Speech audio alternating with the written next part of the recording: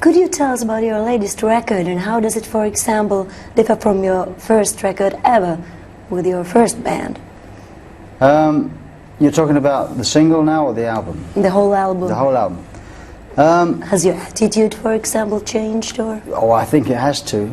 The first one was like 9 years ago, and about something very, very different. I wrote it as a result of a divorce, my divorce from my first wife. That was basically what motivated me to write music, to get rid of those emotions, to exorcise those emotions. And of course, I've done 3 albums. This is the 4th album since then. And your attitudes change, your ideas change, you grow up. I've got new children, you know, so everything changes. I think this is the best album I've done since that first one. That's my opinion. How do you usually come up with the songs? For example, how do the final versions differ from the very first demo? Or do you hear immediately the songs, how they're going to sound? Yeah. 9 times out of 10. I do demos at home, and sometimes I use my demos as the masters, so I don't have to re-record them. My demos grow into my masters.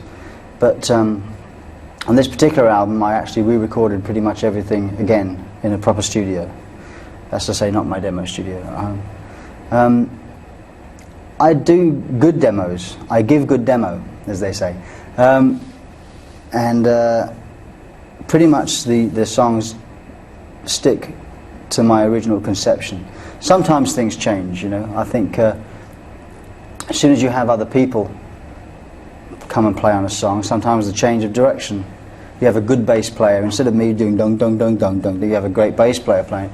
That would change the feel of the song, and then you add something that changes it again. So probably this album more than any other has changed from my original conception, but it's still like the way I originally thought of it, basically.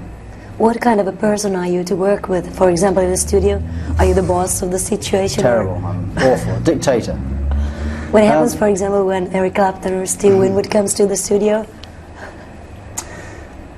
Well, with Clapton, for instance, he just came in, had not heard the song. He trusted me that far. He came in, plugged in, got a sound, heard the song, and played. And he did it about 5 or 6 times. And we say, okay, that's enough. And then we choose what we want to use. We choose the best one. With Steve Winwood, he came in with his organ, sat down and learned 3 songs. He played on 3 songs. Only 1 on the album, but he played on 3 songs. And learns the chords, and you sort of discuss how you play a little less there, play more there. You know, so it's, you just talk. You know, these guys, you want these people for their feedback. You want them to see how they think they could contribute. So, and every person is different, you know. With David Crosby, he came and I gave him a tape of the songs a few days in advance, these 2 songs that he sang on. I gave him a tape and he went away and came up with some ideas, and he came back to the studio a few days later and sang me the ideas, and they were just the kind of things that I was hoping he'd do. So we went out there and we sang together.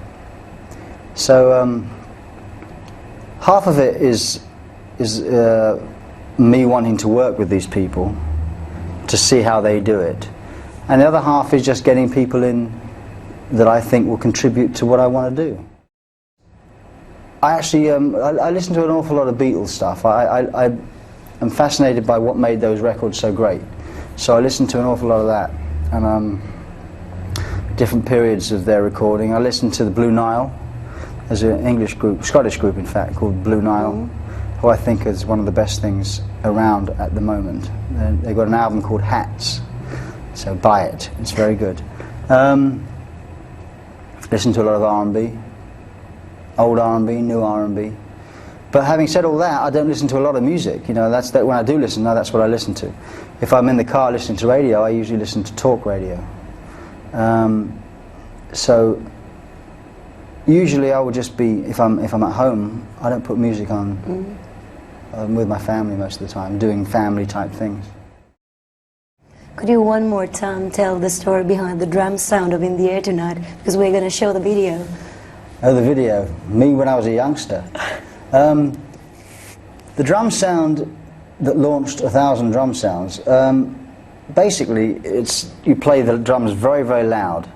You hit them as hard as you can, and you hit them in a very big room, which is not acoustically treated. Stone walls is very good, stone floor, stone ceiling.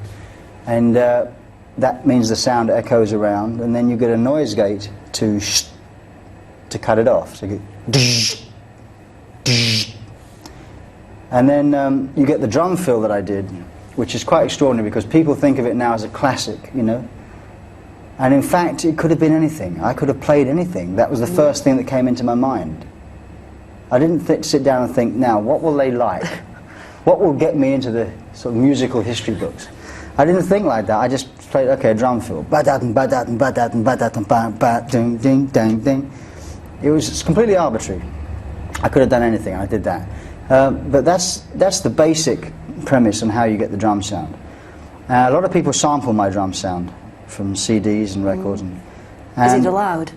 It's allowed. Well, I can't do anything about it, and I don't know if it really bothers me. I mean, me and Hugh Padgham on the new record, we tried to cover up any areas where we thought, oh, they could sample that because it was on its own. We put something underneath it, so it would make it hard for them to sample. But really, I think it's flattering, people wanting to sound like you. You know, it doesn't bother me.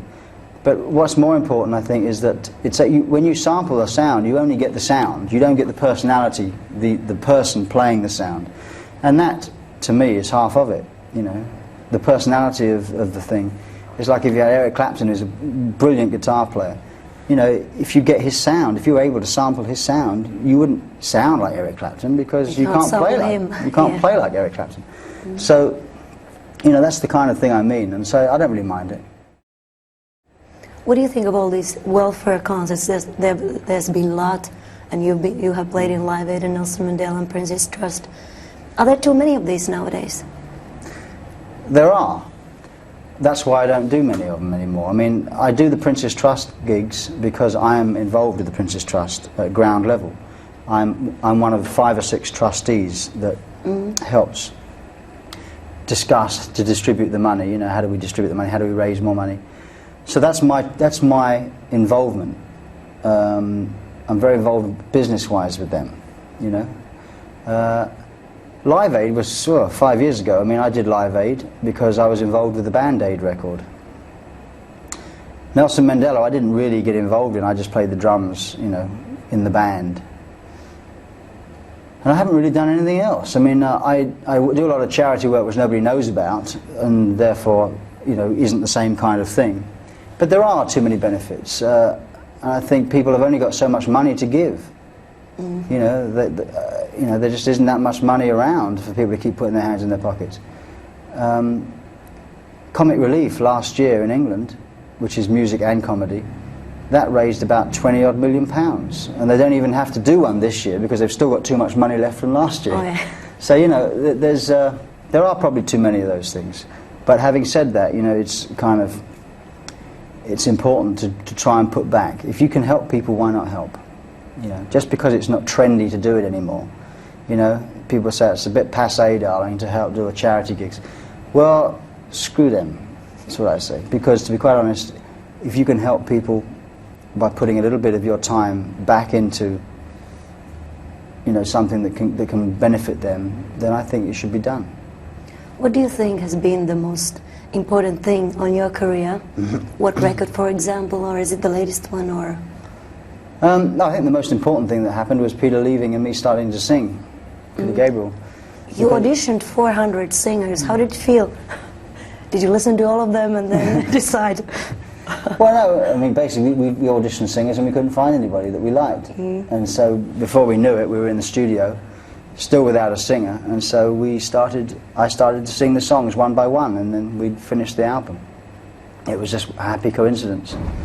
But that was probably the most important thing, because if that had never happened, I would probably have never started singing. I mean, I did sing already with Genesis. I was always the second singer, and also I sang in my school groups, but I would never have dreamed of coming out front and singing as a lead singer. The front man. Yeah. This comes out in the 90s. What do you think has been the biggest thing in rock in the 80s? Going back the whole decade. Well, it definitely was the decade of rock awareness in terms of charity and giving. I think that was what the 80s will be remembered for. It will also be remembered for the age of electro pop, synthetic pop, which came and is still with us in some shape or form. Formula rock, formula pop, you know, Stock Aitken Waterman, that kind of thing. But some great music will be remembered too, I hope. I can't think of any off the top of my head, but I'm sure there was some great music in the 80s. What has been the worst thing in rock in the 80s? Oh, modesty prevents me from telling you that the formula pop, I think that has been the worst thing. You mean musically? Mm. Yeah, I think it has to be said that with Europe becoming more of one country, more of the worst in music, I think, has come out. Some of the countries where, for instance, like in some of the, I'm going to come in for some criticism here, but Spain, Italy, kind of songs that used to be hits in those countries, and only those countries, are now being hits all over Europe.